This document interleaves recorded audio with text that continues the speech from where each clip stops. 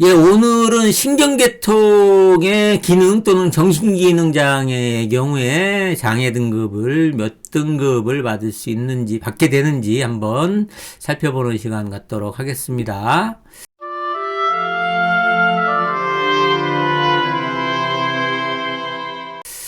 신경계통이란 것은 이제 외부에서의 자극이나 신체 내부의 변화 등 각종 변화를 받아들여서 중추적인 기관이라고 할 수 있는 뇌와 척수를 통해서 신체 각 부분의 기능을 조절하고 통제하는 기관으로서 신경세포를 기본 단위로 해서 구성되어 있습니다.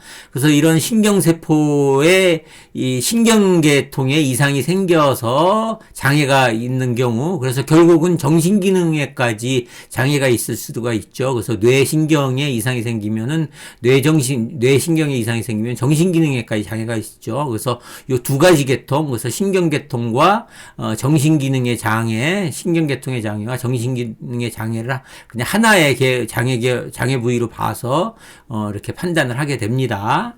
그래서 신경세포의 본체는 여러 개가 한 곳에 모여 있는데, 어쩌고저쩌고 합니다. 그래서 끝부분을 신경섬유를 말초신경이라고 합니다. 그렇게까지 이렇게 중요하게 볼 건 없고요. 우리는 더 중요하게 볼 것은 요거죠. 이 신경정신계통의 장애 부위와 장애 계열을 살펴보도록 하겠습니다. 그래서 신경정신계통의 장애는 모두 하나의 장애 부위로 봅니다. 그래서 신경정신계통은 하나의 장애 부위로 봐서 기질장애와 기능장애가 모두 인정되는데, 이제 장애 계열만 분류를 해서 신경장애와 정신장애로 구별을 합니다. 그래서 정신장애 같은 경우에는 신경정신과에 정신과라 그러죠. 요즘에는 이제 뭐라 그러죠? 그거를 좀 이름을 바꿔갖고 하여튼 옛날 말로 하면 정신과, 그 다음에 신경장애 같은 경우는 신경외과 같은 데서 이렇게, 아니면 신경과나 신경외과에서 판단을 합니다. 그래서 손해배상 청구할 때 맥브라이드 방식에 의한 장애율 판단할 때도 신경장애나 정신장애가 동일한 장애 기준으로 판단이 됩니다. 그래서 결국은 신경정신 부위는 하나의 부위가 판단되고 장애 계열만 신경장애와 정신장애로 나누게 됩니다. 그래서 신경정신계통의 이런 장애 등급은 어떻게 나뉘어지느냐. 그래서 신경계통의 기능이나 정신기능의 장애의 경우에는 이제 6단계로 나뉘어지고요. 그 다음에 국부의 신경계통의 장애가 있는 경우가 있어요. 그러니까 손끝이나 발끝, 이런 부분에 이제 고통이 이제 통증이 있고 하는 경우들이 있어요. 그런 이제 국부 신경계통의 장애는 2단계로 구분을 하게 됩니다. 그래서 여기서 보시면은 신경계통 또는 신경계통의 장애 또는 정신장애의 경우에는 6개 등급으로 나누는데 1급, 2급, 3급, 5급, 7급, 9급 이렇게 6개 부위로 나눕니다. 그래서 1급의 경우에는 신경계통의 기능이나 정신기능에 뚜렷한 장애가 남아서 항상 간병을 받아야 되는 경우에는 1급을 받게 됩니다. 그 다음에 신경계통의 기능, 정신기능에 뚜렷한 장애가 남아서 수시로 간병을 받아야 하는 경우에는 2급을 받게 됩니다. 그래서 1급과의 차이는 항상 간병이냐, 수시 간병이냐, 이걸로 나뉘어지고요.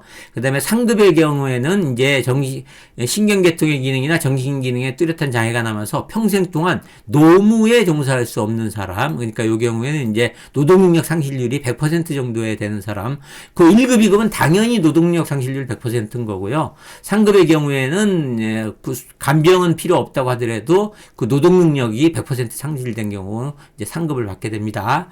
그 다음에 신경계통의 기능이나 정신계통에 뚜렷한 장애가 남아서, 여기서는 제 머리에 가려서 잘 안 보이는데, 특별히 쉬운 일 외에는 할 수 없는 사람, 특별히 쉬운 일 외에는 할 수 없는 사람의 경우에는 5급을 받게 됩니다. 요거는 한 75% 정도의 장애율이 될 거예요. 노동력 상실률이 될 거예요. 그 다음에 이제 신경계통의 기능이나 정신기능의 장애가 남아서 쉬운 일 외에는 하지 못하는 사람, 요거는 이제 노동력 상실률 한 50% 정도 되는 사람, 요 경우에는 7급을 받게 됩니다. 그 다음에 이제 노무가 상당한 정도로 제한된 사람, 요거는 뭐 노동력 상실률 50% 이하 정도 되는 경우에 그 경우에는 9급을 받게 됩니다. 그래서 7급 이상 신경계통의 장애나 정신기능의 장애의 경우에는 9급을 제외하고는 모두 연금에 해당되게 됩니다. 연금 수급자에 해당이 되게 됩니다. 그 다음에 이제 국부의 손가락 끝이나 발가락 끝 같은 국부 신경계통 장애의 경우에는 12급과 14급으로 나뉘어집니다. 그래서 국부에 심한 신경 증상이 남아서 고통이 있는 사람은 12급, 국부에 그냥 일반적인 신경 증상이 남은 사람은 14급을 받게 됩니다.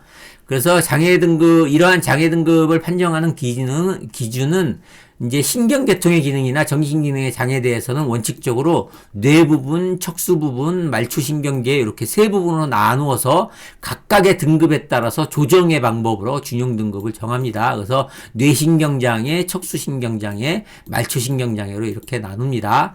다만 뇌, 척수 및 말초신경계로 나누는 것이 곤란한 경우에는 하나를 합해서 종합적으로 판단해서 등급을 결정을 합니다. 그래서 이 신경장애가 뇌에만 딱 해당되는 것이 아니고 여러 부분에 걸쳐서 이렇게 신경장애가 있다 그러면은 그냥 종합적으로 판단을 하게 됩니다. 그래서 중추신경계의 이제 뇌의 장애의 경우부터 한번 살펴보는데요. 뇌의 장애만 살펴보면은 그 외에 다른 이제 척수나 말초신경도 거의 동일하게 적용이 됩니다. 그래서 중추신경계 뇌의 장애로 인해서 뇌장애의 경우에는 노동력력 상실률을 어떻게 이제 측정을 하느냐. 그래서 보면은 여기 보시면은 아까 말씀드린 대로 이제 신경계통의 기능이나 정신기능에 뚜렷한 장애가 나와서 항상 간병을 받는 경우에 1급을 받는다 그랬죠. 그래서 중증도의 신경계통의 기능 또는 정신기능 장애 때문에 생명유지에 필요한 일상생활 처리 동작에 대해서 항상 타인의 간병을 받아야 될 정도로 뇌손상이 온 경우, 이런 경우에는 이제 1급을 받게 됩니다.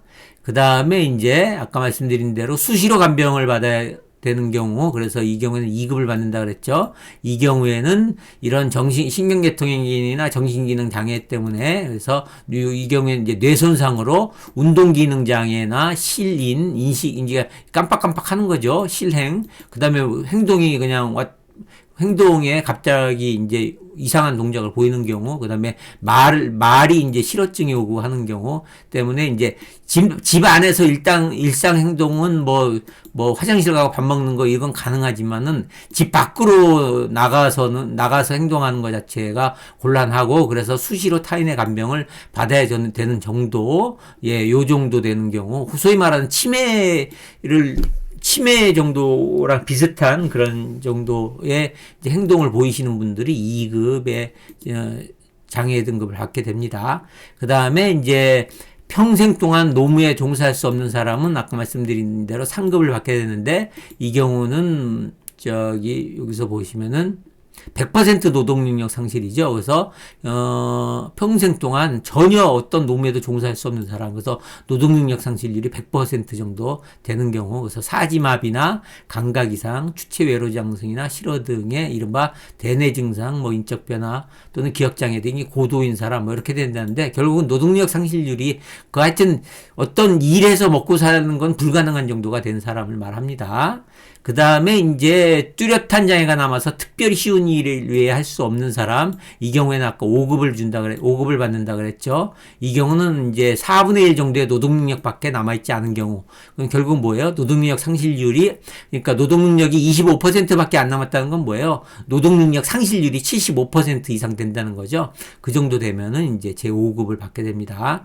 그 다음에 이제 쉬운 일 외에는 하지 못하는 사람, 이런 경우에는 이제 어떤 거냐면 2분의 1 정도의 노동력밖에 없는 경우가죠. 그래서 50% 정도의 노동능력밖에는 없는 사람이니까, 그래서 50% 이상의 노동력 상실률이 판정을 받는 경우에는 이제 7급을 받게 됩니다. 그 다음에 9급의 경우에는 노무가 상당한 정도로 제한된 사람, 이 경우에는 아까 말씀드린 대로 사회 통념상 이제 취업 가능한 직종의 범위가 상당한 정도로 제한된 사람들입니다. 그래서 그거는 이런 사람들은 어떤 사람들이냐, 요 정도로 이렇게 그냥, 계략적으로는, 계략적인 것들이 있는데, 그래서 신체적 능력은 정상이지만은 정신적 결손 증상이 인정되거나, 정간발작과 현기증이 나타날 가능성이 의학적, 타각적 소견으로 증명되거나, 아니면 사지의 경도의 단마비가 인정되는 사람, 이런 사람들이 이제 9급에 해당됩니다. 그렇죠? 그 다음에 이제 그 외에는 12급이나 14급에 해당되는 사람들은 국부에 이제 심한 신경 증상이 남은 경우에는 12급에 해당되고, 그냥 일반 신경 증상이 남아서는 14급에 해당된다고 했죠. 그래서 국부의 심한 신경 증상은 이런 정도다 하는데, 요거는 의학적으로 이제 의사 선생님이 이제 판단을 해봐야 되겠죠. 그래서, 그 외에 이제 척수의 장애나 뇌장애가 마찬가지로 척수의 장애나 말초신경의 장애도 같이 판단을 합니다. 그에 따라서 장애 등급의 이제 조정과 준용이 이루어지고요. 그래서 조정과 준용은 따로 볼 건 없고요. 그래서 오늘은 요 정도 오늘은 신경계통의 기능이나 정신기능 장애에 대해서 살펴봤습니다. 이상 마치도록 하겠습니다.